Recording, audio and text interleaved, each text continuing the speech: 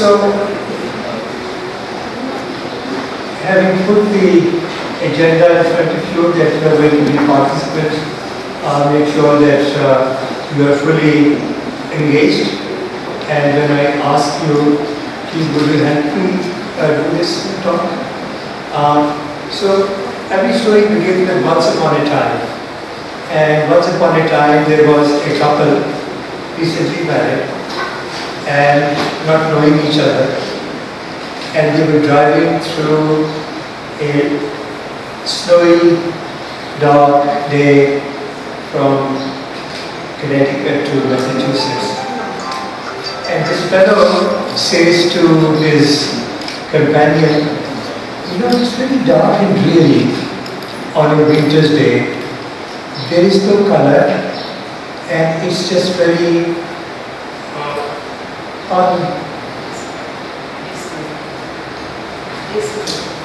dismal. As you see, I'm not the only one, I meet Alan. So I find it's very dismal. And the lady with him said, no, actually, if you look at it closely, you will find there is a lot of color. And that, for the first time, for this person who thought he was very highly acclaimed teacher, he suddenly realized that there was a real difference between looking and seeing. And so, I have this.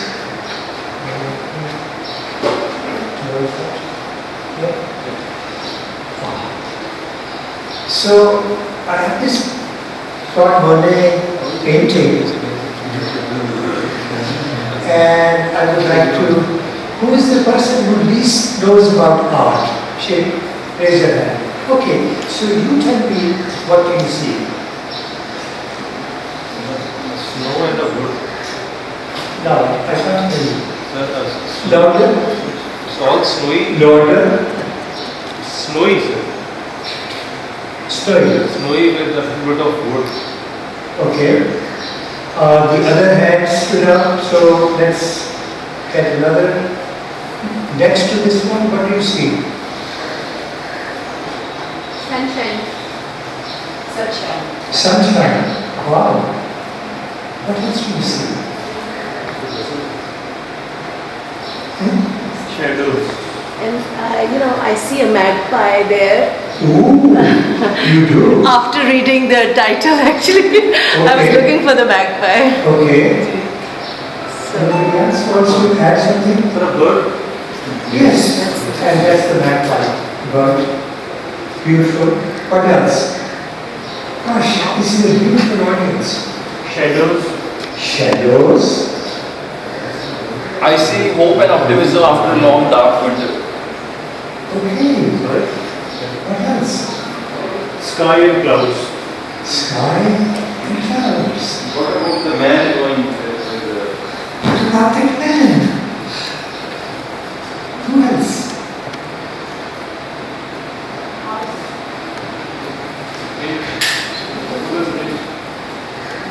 I think you are a wonderful audience because each one of you picked up something different, and if you put it all together, you get a composite of what should be seen in this painting.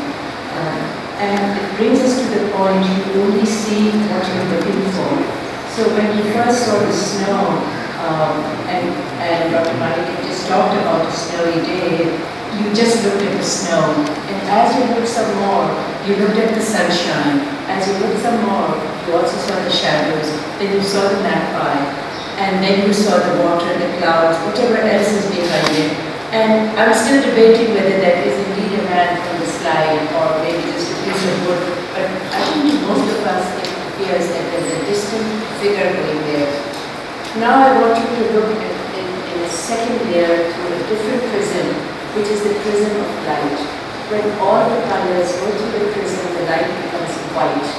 And that is why snow is white. If you were to see the original painting, you would realize in order to get the intense white of the snow, Monet painted paint blue, yellow, onion coats, then painted white on top, so that all those colors reflected through this white and gave us this feeling of intense sunlight. I have not seen any other work of art that really truly emphasizes what sunlight and snow can be like.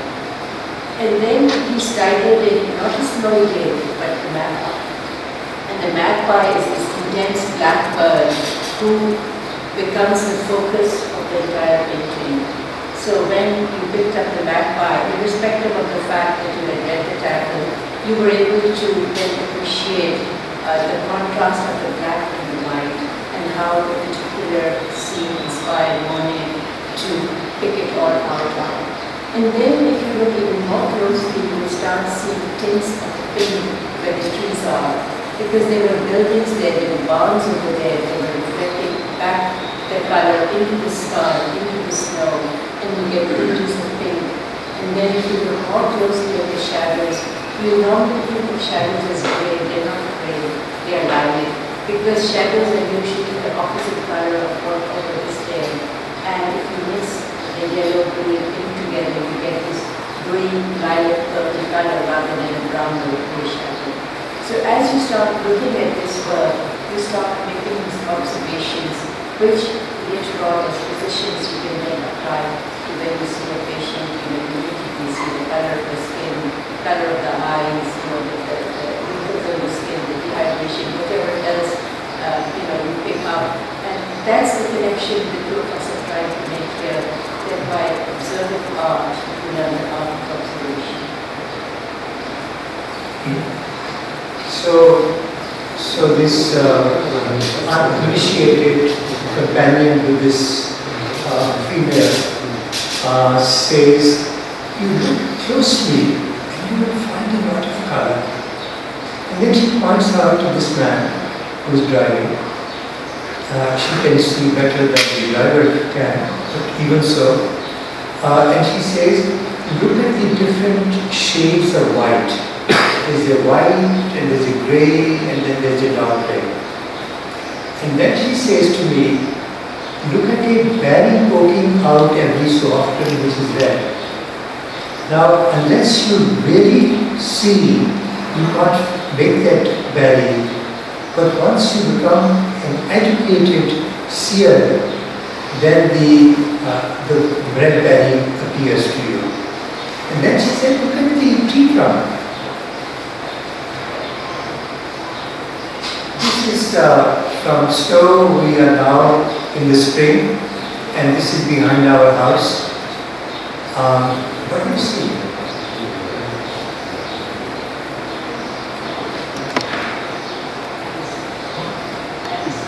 Show hands. The uninitiated first and the educated later.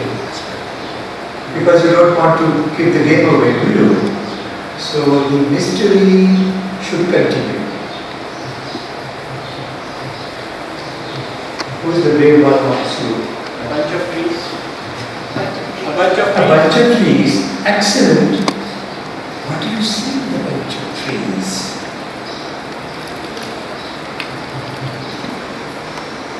I see the two eye-shaped opening in the big trunk. Both of them originally. And the All of the wires All right. So there must be a nest. Okay. Shall we go to the next one and see more clearly? This is again the same tree from a different angle. I took it just as I was getting into the car to come to Kennedy Airport because I wanted to show what this lady had shown this man who was driving some time ago, once upon a time. And she said, look at the tree trunks. What color do you see? And what color do you see? Tell me.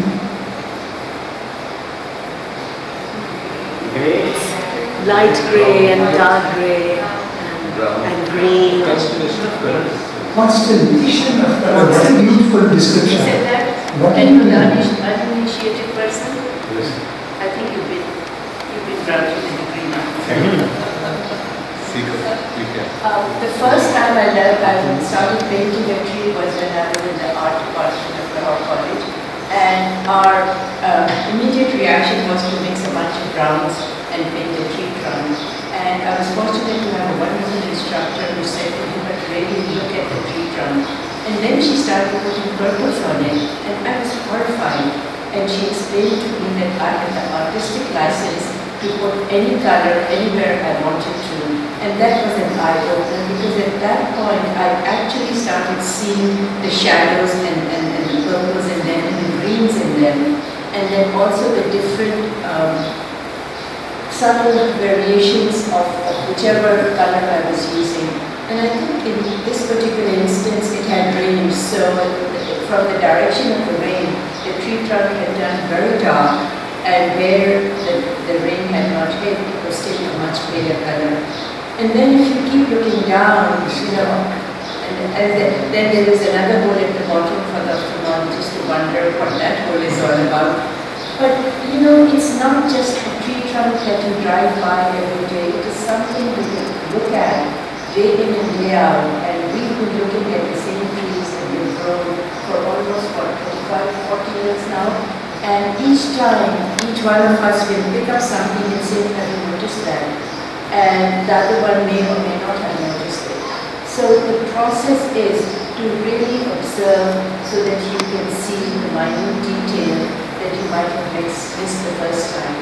And that again transfers on to your practice, where patient is not getting better and then comes back to you and you observe a little more closely and pick up on where you might have missed in detail. So, and art is all about observation. You observe, and then what your mind has observed, your hand translates it onto paper, clay, whatever medium you're practicing. And I think The physician translates into clinical practice.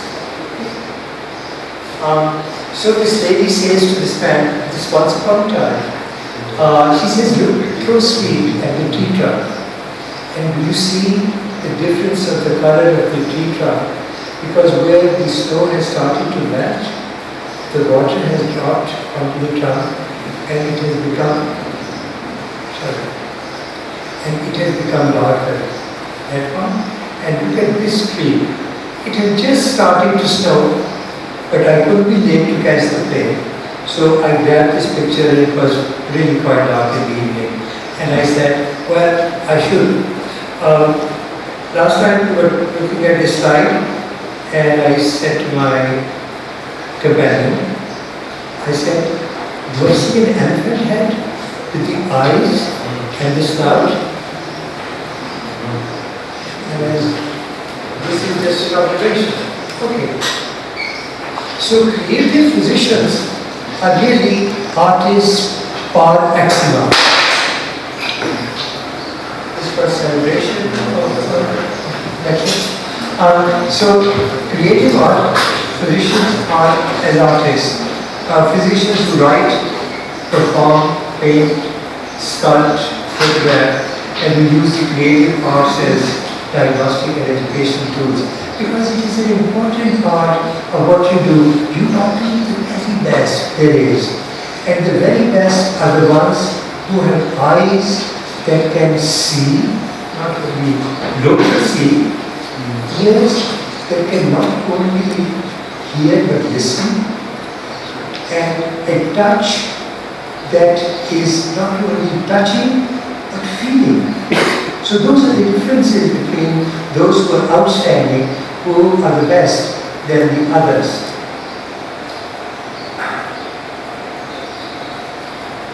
Nobody sees a flower really, it's so small.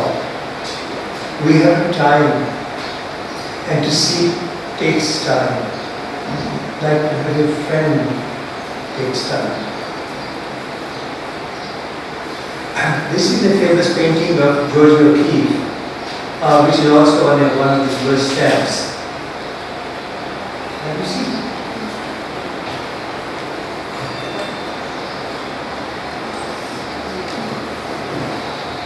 What do you see? Flower with different colors.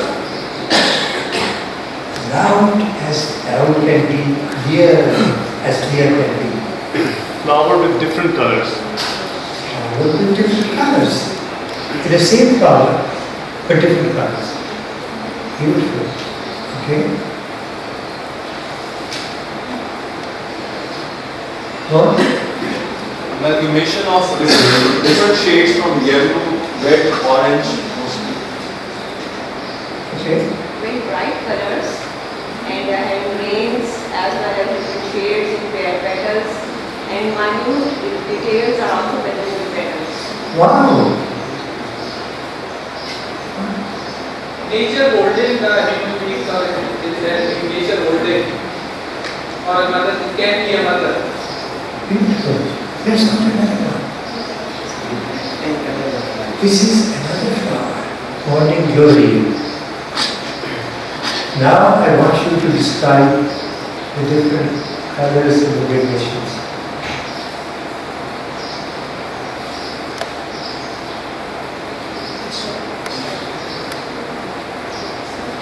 This particular painting is very small. It's just like a postcard. But before I had seen the actual painting, I always imagined it to be a huge big canvas. And that brings home the point she made about it being so small that you really have to observe it so closely, because if you don't spend the time, you've lost the intricate details. And one of you remarked on the detail, and yes, in the core center where the seeds are, in a painting as small as this, she's managed to so intricately convey the essence of the flower. Because that's where the essence is, that's where the seed is. And when somebody else pointed out that it was almost like a mother lode, that was also very, very interesting observation, because that's exactly how flowers are. They contain the seeds within them, and then the seeds slide forward and come out. The orange part is very interesting because that's where the light was hitting the petal directly.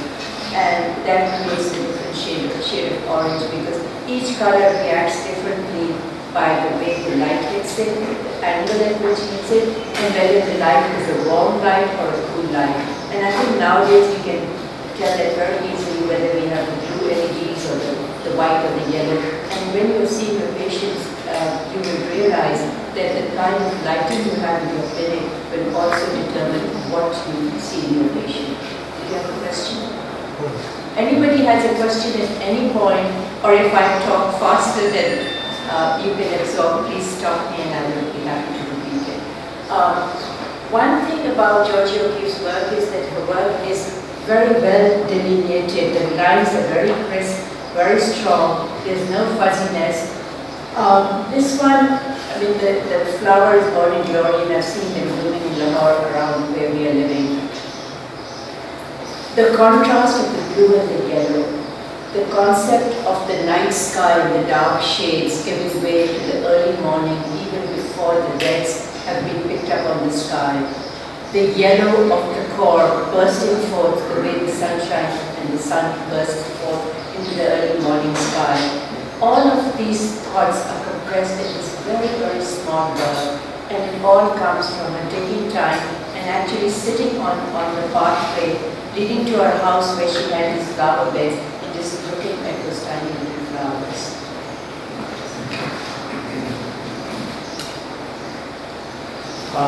So that brings us to what is relevance of by showing you all these pictures and so on.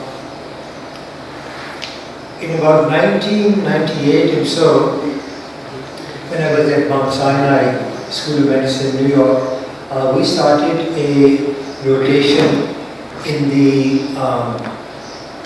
museums for the third year medical students. And it had already been going on at Yale, at Columbia, at Cornell, and at Stanford. So we won the first one, but we followed pretty soon. So this program is now established, for example, at Mount Sinai for the last 20 years, and much longer in other major medical schools.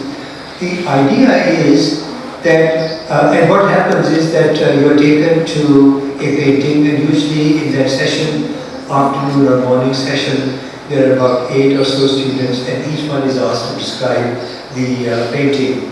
And then the educator is with them, and she or he describes who was the artist, what period was it, 1800, 1700, 1900, what period it was, what was this artist trying to show, and where are those subtle points that you should pick up. And the idea behind this whole exercise, and I would say is a part of the curriculum, is that by observing art, medical students learn the art of observation.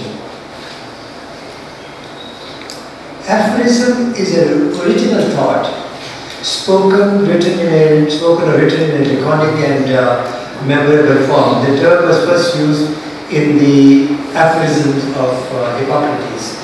And the half-sided first sentence of this work is, life is short, the art long, opportunity fleeting, experience deceptive, judgment difficult.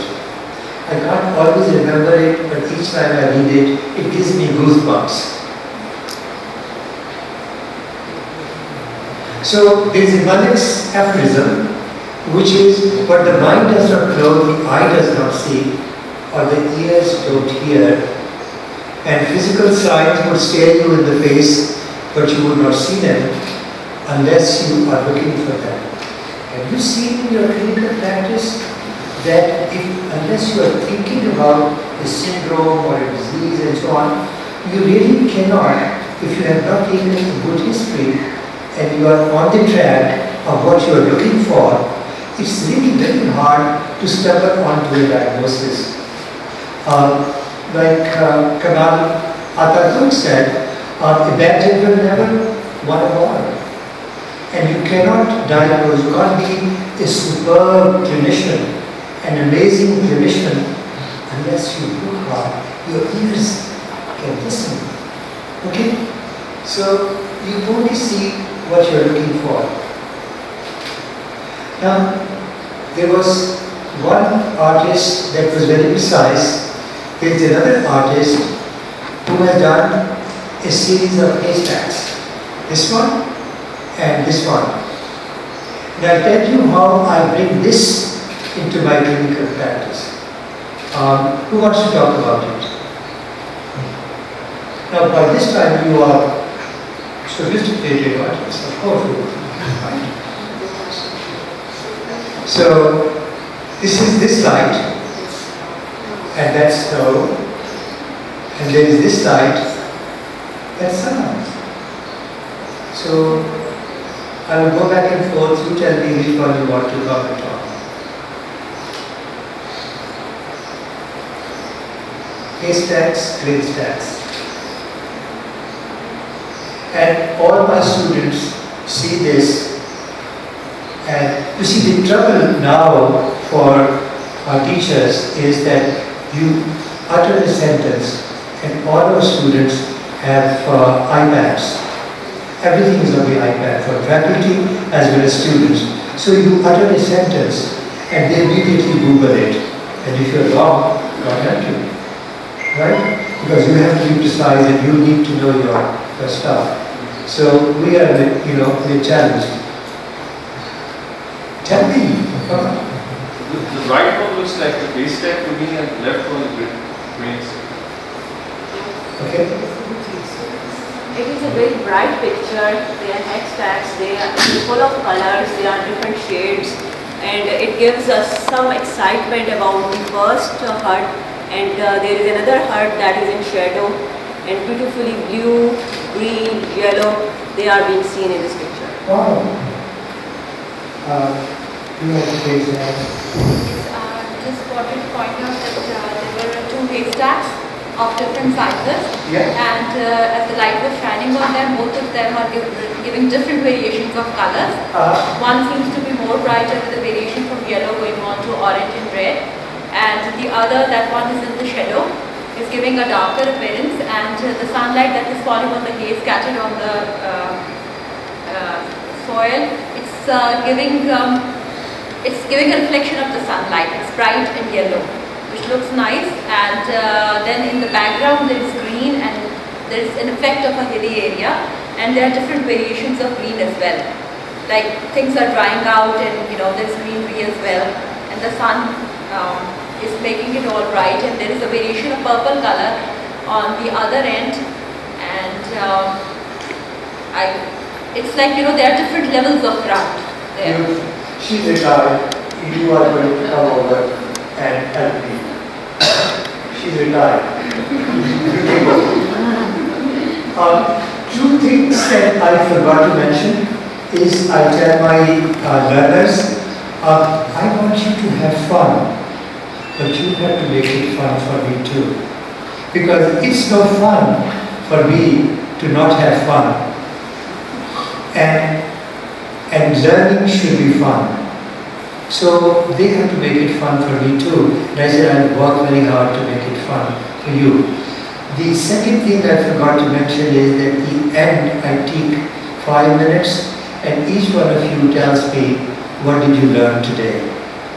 And it's surprising, everybody learns something different. You hear something different, you're a different person. And so what is important to you is not the important thing for the next person.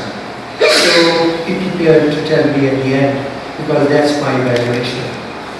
I use this slide to show when the sun falls, when the sun rises and there's a mountain, there is the part that is facing the sun is very bright, and then there's a shadow, there's darkness. So when you have a patient who has splenic enlargement, you tip them over in the right lateral decubitus position, and if the light is falling from behind the patient, as the spleen comes out, there is light and there is darkness. And you, without touching, say, oh, that's the splenic enlargement. Have you ever done that? Anyone? Okay, try it next time. Because splenic enlargement, you don't have to touch. All you have to do is to tip the patient in the right lateral decubitus position. And if the light is falling from behind, the spleen as it comes out is here, the spleen gets light, and then there's the shadow over here. Okay, try it next time. Relate the neck. And what's the famous for the neck? What's the famous for? Cirrhosis. The neck cirrhosis? But do you know that was not his specialty? What was his specialty? Something that you use every day. Stethoscope. We used some instrument to hear the things that are present in our chest or abdomen, etc. The stethoscope was not invented at that time, and we used some instrument for that. Okay. For hearing sounds. Beautiful. He was a percussionist. His life's work was percussionist. So what he did was, he went around and said, people listen here, look, I percuss and I can find pleural effusion, I can find empyema, I can find a tumor, I can find air, I can find pneumonia. And he built his reputation on being a percussionist. He didn't like to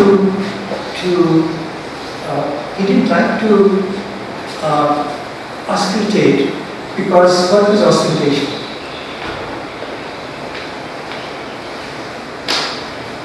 He used to make a tube out of paper and would go and listen on patient's chest. And it wasn't very nice to do it on the television especially. So he was looking at these street urchins in Paris who were blowing that sound on that bamboo stick which was hollow. And he said, why don't I make something like this to listen? To cut a long story short, I first want you to comment on this. I want you to look at it deeply and then tell me what you see in this painting. So he's the inventor of these the stethoscope. Let me ask you, what do you see in this painting? First of all, there are 7 people in this picture. Beautiful. And second one, there is a patient. So actually you saw these 2 people as well. Beautiful. Go ahead. And there is one patient here, and appears to be a patient, and the person sitting next to him trying to listen something by putting his ear on his chest. Okay. And he's holding on to something in his left hand. Okay. I'm not sure what it is. Next. Hold on. There's other hands. No, that's not. More hands. There is a patient that is looking macerated, weak, and the expressions on the face of that patient is really very anxious one. And there is a doctor, most probably the doctor, who is sitting next to him, and the expressions on his face are very intelligent one, with some opinion, making some opinion about that patient and about thinking something in his mind. And there is a person who is just at the back of that person. He is observing the things and he is fully involved in this picture. He is looking with curiosity on everything that is going on. There are 4 people who are on his one side, a woman and 3 males, and their expressions are not very visible, but it seems that they are students and they are observing something with a matron or a nurse or some female that is also present in that picture. And the colors that we have seen near the patient, we are having more white color, but as we move towards other side, then we are seeing different shades of gray color in this picture. Okay, anybody else quickly? Whiteness in the room, now with this somebody is taking the notes and taking this thing for granted that the person is center of attraction. Okay. Trying 2 things one together. Okay. Medicine is placed over the table also. There is some medicine. Everybody is concentrating on something. Okay. Everybody is focused on one thing. Okay. I just want to make an announcement, which is I want you to know what's our time frame. So I am told that 10:15 was the original and 10:45 will finish. That means 10:40 because you need to tell me what you learned today. Alright, so let me explain this painting to you. There is a patient who is quite wasted, and this is the ward round, and the chief here is sitting and he's holding his own invention of the stethoscope, and the patient is emaciated and presumably tuberculosis is the diagnosis, but it could be something else too, and finding out tumor. There is a bottle of medicine by the side and a cup, and this probably is the first assistant. He is the professor, he is the associate professor, and the 2 interns over there, and the nurse. And here is a scribe, which is probably poor house physician who does all the dirty work and is writing all the orders, right? And what do you think? What kind of clothes he's wearing? So he's showing them what he, yeah? That was fascinating me actually, the clothes. Yeah. Because my eyes were going again and again towards his shoes. They were very different kind of shoes for the tie, and this dressing up was altogether different from the rest of What kind of shoes are these? What kind of shoes? The riding boots. Yeah, they're riding boots. So you would assume, I think he came on a horse to see this patient. You know, you make suppositions. As physicians, you are scientists also. And you make your supposition, which is called what do scientists do? Hypothesis. Hypothesis. And you say, is the light hypothesis correct or alternate is correct? So you are, I want you to understand that you are on your bedside is your lab, and you are a scientist. You make hypotheses and you try to prove or disprove the hypothesis. Okay? Would you do that for me? From now on? Okay. So in his very fancy clothes, and he's also got a hat, right? And a staff, and there are these nice leather gloves, and a coat, and he came riding. Those of you said boots. I love these boots. And then he's wearing skinny pants. What? So he's a dandy, right? He's wearing fancy pants. And I thought you would get very jealous and you might get angry that I showed you this, but then I don't show you where to get them. So here are skinny pants, French couture skinny jeans, and this one is for a sum of €650 for the man, and for her, Balma. And what's the price? $2,250. Yeah, but it's a big one. You know, it's just 2,300 from 3,500. So you order that in Balma. I'm sure you have offshore accounts, so, and you could easily afford it. Okay. Using art to train doctors' eyes. At medical schools, the humanities join the curriculum. And these are my students at Mount Sinai who are in the museum, and the teacher is here and she's trying to show them whatever. I'll skip some things quickly because we started late and I don't want you to be late. One is water lilies. I think everybody has seen this painting. We'll just quickly go through the painting's description. Okay, so there's one, and then there is this one, and there's a transition.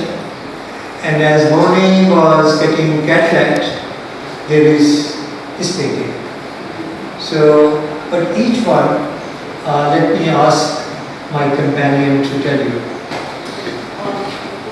Monet, towards the end of his life, built a garden for himself just outside Paris in a place called Giverny. And he planned it, planted it, he had a Japanese braid and a vast pond with water lilies. He did 250 paintings of these water lilies, some as wide as that pond. And in the beginning it was very constructed. You showed the bridge and you could tell where what began, what ended. But as he progressed, and as his cataract progressed, things became very blurry, and he lost the edges, and it became a vast field.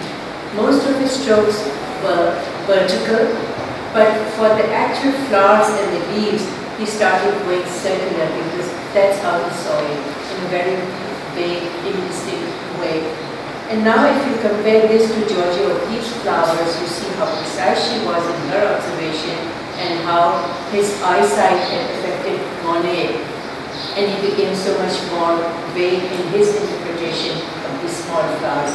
She focused on the small flower and she got into that detail. He focused on the large expanse of flowers and he was able to capture that. And incidentally, we were once at a botanic garden where there was a pond of lilies, and we saw the light coming from the top, reflecting the clouds, reflecting the trees, and the lilies floating on top. And it is amazing how we saw it the way Monet saw it. Because once you see something, and it's the artist's role to show you things in a different way. And once you've seen them in a different light, then everything appears to be as the artist saw it. I'm sure most of you, next time you look at the Morning Glory or a poppy, you will see it through Giorgio O'Keeffe's eyes, and when you see the water lily pond, you will end up seeing it through his eyes. And mashallah, God forbid, you're all got good eyesight and no cataracts around here, but you will start seeing the shapes, circular, vertical. The light source is always from the top, and it's very different because that's the way the garden goes. And then you can start observing it and making your own conclusions as to how the act of observing just sharpens your senses to everything else that you may perceive from there on. Okay, using cinema to learn medicine. Movies, as you know, both inform and reflect public opinion and perceptions, and physicians need to be well informed. I was talking this morning to the VC, and he was telling us, or I found out that he shows you movies or music and so on, and then he has you doing that. We actually do that with the students too, that we show them a movie and then we discuss what the medical aspects or the societal issues are. Literary arts is another field, and I won't go to too many. I love John Keats. He died very young, and he had a prophetic poem which said, "When I have fears, that I may cease to be," and so on. Somerset Maugham, he got the Nobel Prize for Literature. Khalid Hosseini is a Afghani who is in America, and one of his first one was The White Runner, and the latest one is called whatever. And Anwar Sajjad, as everybody knows, Dr. Anwar Sajjad, he's a Cambodian, and he was 1 year junior to me. That doesn't mean that he's not good enough, but you know. So Ayub Umayya, I think, is the star of this institution. He had a contract to sign with the La Scala in Rome, and he had to decide whether he would be a neurosurgeon or an opera singer. And he went to a lot of people, and then finally he decided that he would be a neurosurgeon, and in fact invented lots of techniques for tumor in the spine. He was the chief of neurosurgery at Harvard. He was chief of neurosurgery at the National Institutes of Health. Performing arts, exploring physical behavior. 2 days ago I was reading Dawn, and I understand, I don't know if anyone understands you, but there was a performance in one of the theatres in Lahore, and this woman depicts somebody who is an amputee and what problems and tribulations that she has gone through in her, and that's exploring the performing arts. The find out doctor-patient relationship. I think the major thing that I want to emphasize after you have seen everything that we have seen is that the experienced physician recognize subtle clues such as emotion in the patient's tone of voice or posture that suggests a concern that the patient might want to express. One of the issues that has come up, at least I am opposing that, is our electronic medical record. Because as compared to traditional dyadic communication, which is myself and the patient, now it's triadic communication, which is the computer is interposed. And you miss out the facial inflections of patients. They are pain, or they are sad, or they are happy. This is the work that I did when I was a visiting scholar at Harvard, and it's published in the JAMA. There are 2 paintings I'm going to show you about the doctor-patient relationship, and we won't ask, but we can just follow from my teacher.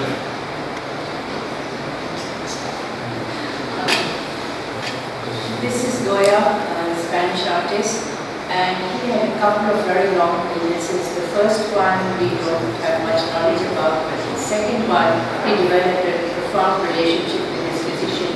who he really credits for saving him. You can see the empathy between the physician and the patient. You can see Goya clutching at the sheet in order to emphasize that he was clutching at life and he wanted to get better. There's a few pathos in the picture. The physician is trying to give him his medicine. And this was painted as a gift to the physician in acknowledgement of what he had done to revive Goya's health. And he lived for about 8 years after that and did some of his finest works. That is a more contemporary work. And this is a patient who was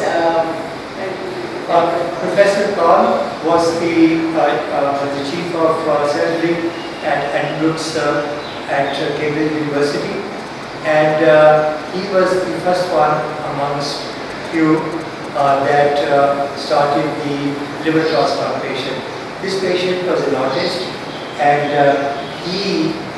what he did was that every time they came on board round, he did a painting after they had gone. So there are a whole host of paintings that this artist did, and I'll tell you the end of that story, but why don't you describe us to us the... When I first saw this painting, my immediate reaction was, he's yellow, doesn't have jaundice. Now, living with a doctor, I was just beginning to sort of hang on to the details. We are not very friendly, I tell you. And then I saw the red, and I said, now why has he used red? Is it some kind of a rash he has? And then Dr. Malik explained to me that no, he has cirrhosis and there's blood in his skin, and it could have, and that's where the red comes in. The interesting thing is that in this, he is the focus of attention, because that's what was going through his mind at that time. He himself was the most important thing to himself. And his physician, although they became very good friends after this episode, still stays in the background. And then now that you've all become so good at picking up the details, can start analyzing which way is the surgeon looking, which way is his assistant looking, how are they relating to each other and to the hospital situation itself. But one of the details that came up is that the patient has a slip of paper under his hand that says, thank you all. And that, I think, just speaks volumes about the physician-patient relationship.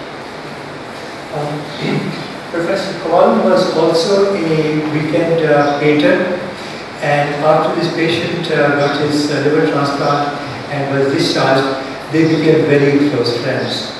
And in fact, Dr. Paul, after he retired, he became a full-time painter. And so he has a body of work of painting.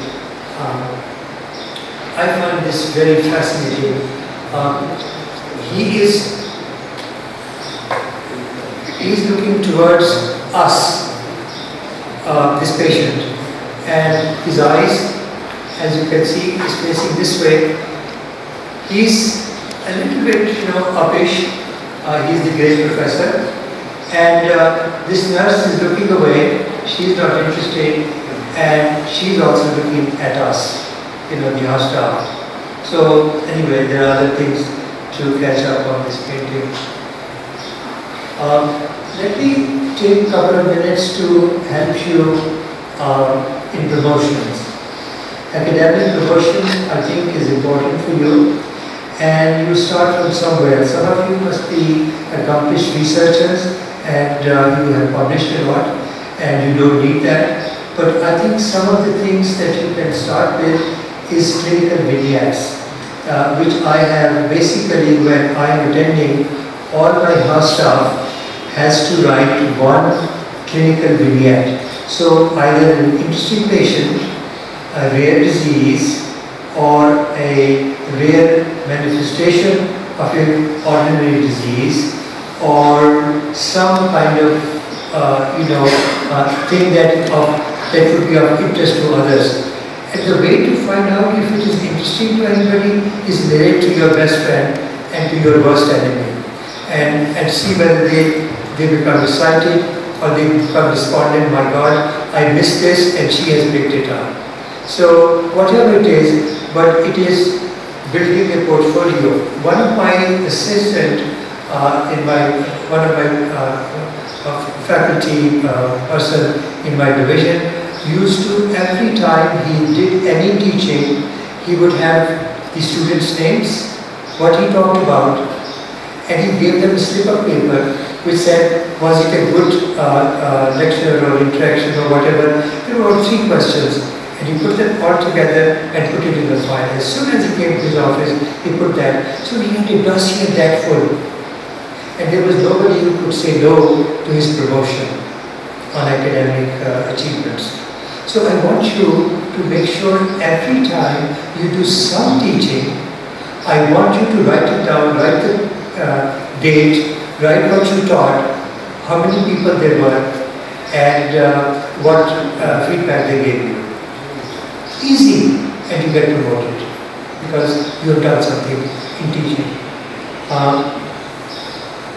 To give you an example, this is 3 weeks ago in the New England Journal of Medicine, and half a page of description of this patient who had, here is the lumbar disc protrusion, and without surgery with the steroid injection, beautifully patent. 6 months later, beautifully patent spinal cord. So I want you pick up any patient, every day you get patient, but get every information about that patient. Make sure that nobody can say, but what if, or what did you do such and such. So pick up every information, have all your house staff in 1 month when you're attending, have all your house staff has to present to you one patient that they are able to publish in that rotation as a clinical vignette. 2 weeks to identify, 3rd week to give you rough draft, 4th week final draft. Got it? And easy. Sometimes there is unfinished lunch, unfinished business, unfinished interaction, unfinished of today's business. So this is what's left behind in my plate, and I feel so sad that it should end so soon. Hippocrates connects us with history. On the island of Kos, he used to teach his students under the shade of this tree, which is still alive. But the branches are old and they have to be held in place by stilts. I am so interested in where we come from, because you don't know where you can go if you don't know your story. So there were some seeds that came from the tree, that came to Brown University's arboretum, and I got one of the saplings which is now grown to this size. And every day when I wake up and I look at this tree that's growing, connects me with Hippocrates. And I tell my students when they come home, because my wife, she invites at the end of the rotation, she invites all the students, my students, and she cooks for them. Remember, our cook went off for vacation 35 years ago. And so she cooks for them, and I show them this tree, and I say maybe one day under the shade of this tree there will be some learning and some teaching. And that brings me to the end of this thing. I love this institution, I'm a son of this institution, I have dreams about this institution, and so I beseech you, tread softly when you walk, because you tread on my dreams. Thank you.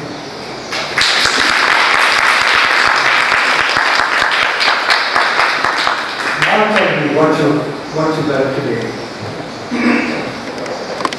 I still want to finish that. Okay, what did you do today? First of all, I'd like to introduce myself. I'm Dr. Malik and I have met you 30 years back at 120 5 years celebration. If I can take a liberty, I recognize you. Of course I do. I was a second year student at DEMC and we had a number of meetings and he was very encouraging and he was guiding us along. And I really learned, I thoroughly enjoyed your lecture and I learned to look at the life with a wonderful, different perspective. And all the time while you were talking, maybe it seems like because I was thinking as if like my husband and my son, they really look at life, with a sixth sense. Say, Mama, you don't know. When they show me how they take things, that's a very different perspective. Exactly as we were teaching now. I was even texting my husband that it seems as if he's talking about you, like one of those persons who really look at the life with the artists, and I really learned how to appreciate them. Thank you. It was a wonderful meeting. Thank you. It was a very nice talk. I am a physician. So being a physician, I learned that how to look at different perspectives on same patient and how not to miss anything. If you look more and more, you will find more and more. That's what we actually do in daily practice. Sometimes some findings are missed by many physicians, but once you concentrate and sit there, you'll learn. So that's the new thing I learned from your lecture. We were doing it, but not in the same way. You gave us a direction. We will try to see now and we'll try to listen rather than listening. Inshallah.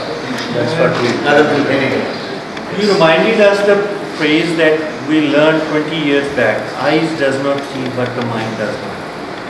So this is what you reminded us again, that we have to see the things differently by looking, by giving time and also improving the status of the mind. So what we want to learn and what we want to see. There could be different ones. So what hit home to me actually was that how deeply perceptive great teachers are. Really, that's the difference. Yes. Sir, your lecture was really fantastic and we learned a lot about it. I will say so, art, science, business, all these specialties, they are interrelated. There is always a chance of improvement. As far as the improvement is concerned, the first thing is observation, analysis, looking into the practical applications. Sir, I am Dr. Saberah. I don't want anybody on this side because I don't want to ignore this side. Yes. And I will stay behind for 15 minutes if anybody wants to talk to. She's my teacher. She made me more astute physician than I am now, and a teacher that I am now. Because without her, she taught me so much.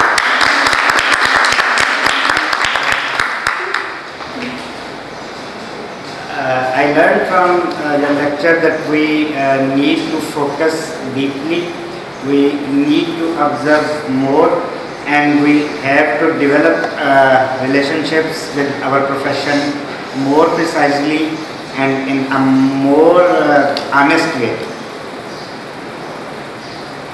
Be kind and number as much as you can. First of all, thank you very much for teaching us the difference between looking and seeing and hearing and listening. That was very informative, and the other thing that I've learned today is that in a picture there is a lot to see actually. There might be little to look at, but there is a lot to see. And scientifically, if you want to pick up observations, then we have to go systematically. Like I missed on that thank you note because I wasn't going systematically from one end to the other and looking at everything. And anything that doesn't fit leads to a question. And that's another thing that I've learned today, that anything that doesn't fit in the picture leads to a question. And one question leads to another question, and at the bottom is the answer. And that is called reflection. Because it is very important to take time to reflect. Very important to take time to reflect, because there might be some special clues in that. There might be some special clues that you might if you only take time. Because remember, it takes time to see the flower, it takes time to make the flower. My name is Usman and I am a psychiatrist. What I learned today, apart from different things which were discussed, is that you have a very beautiful wife, an intelligent one. You can use them effectively in your academic scenario. Plus, your wife can also be your teacher or mentor. Is there any doubt about it? Well, I just learned In order to see behind the things, you have to achieve a certain level of concentration so that the things become clear to you by themselves. The second important thing, your eyes cannot see what the mind is doing. I first accept my sincerest gratitude. So you have shown us beautiful pictures, and I am a strong advocate that art and science, they cannot be separated. And the most important things that I have learned today is one, about observation. Observation always pays you. Whatever you are, wherever you are, it always pays you back. Second, doctor-patient relationship. The beautiful picture how the doctor is holding the patient and giving them the medicine, it has touched me. So it's a beautiful picture. And the third thing is reflection. You have talked very few things about reflection, but I think it is the most important thing that every doctor should learn. What is wrong, how it goes wrong, and what should be done next. Thank you very much. Thank you. I'll finish our time, which is quarter to 11. We'll stay here for 10 minutes. If anybody wants to talk to my teacher, you are welcome. You want to talk to me, you are welcome. Thank you. Thank you very much. I have learned one thing that I should not be delaying my putting on my glasses from here to here. As respectful to your wife as That is most important thing.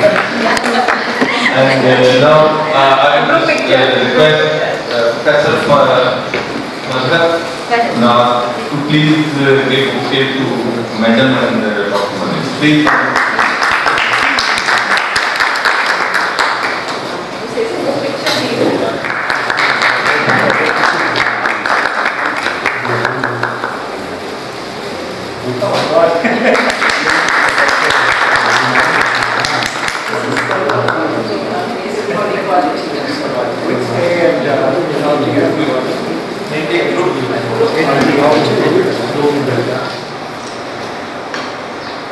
Wait करिएगा sir video के लिए.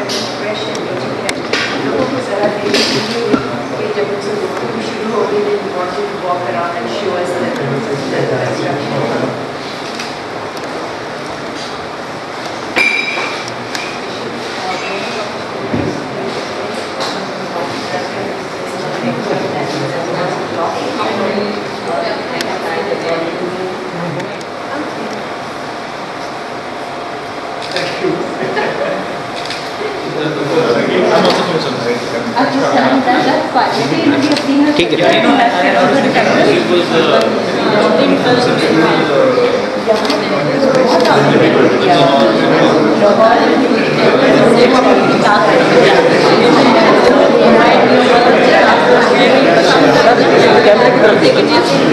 I think I've seen I'm still in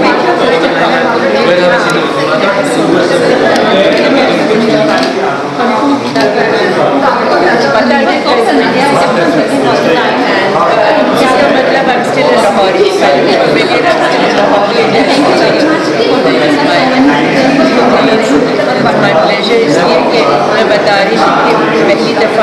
I've done this to a medical group or Aisha ne Najeeb ne पकड़ के started together. But she actually, I was texting my husband, it feels as if they're talking about you. I must appreciate such people. Actually, Aisha will be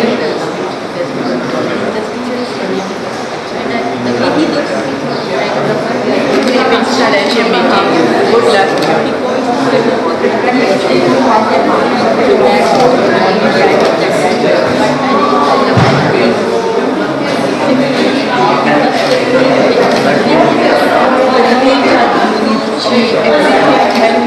Everything has to be developed.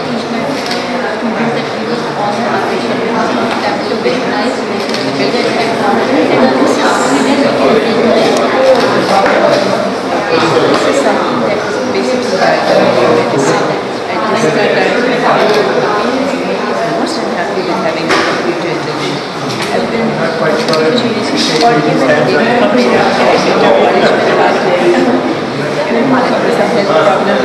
so I said,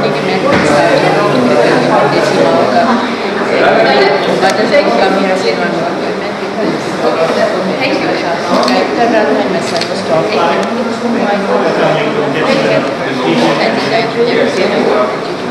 Gigi, please go ahead. You haven't got a special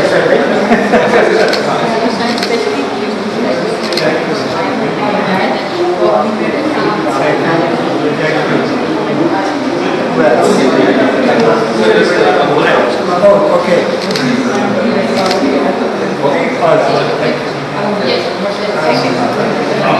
Anybody else wants to say anything, ask anything? Just on the other side. Published one in Annals. As a back page. Actually, you can use these images to, do a whole talk about, students and art and medicine. Please tell me, according to you, which should be chosen as one for the back page of Annals? I love this one. Then we can also My son got first prize in art. He's also an artist and he got I think you'll be disappointed by the one that I select, and I'll tell you why. Now, does she sketch these from life, from memory, or from photographs? No, from her life. From actual observation? From observation from the children. I have seen that kid even, and she was painting that kid. I think that's pretty powerful. Really good arts, That's pretty powerful.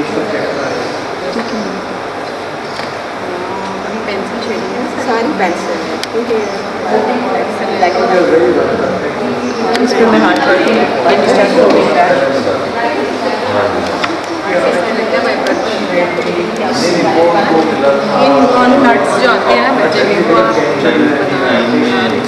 Actually, that's pretty powerful too. According to our scenario, we are not allowed to excel in arts. We have some artists in us who have to bury it down and we have to go for art. No, but this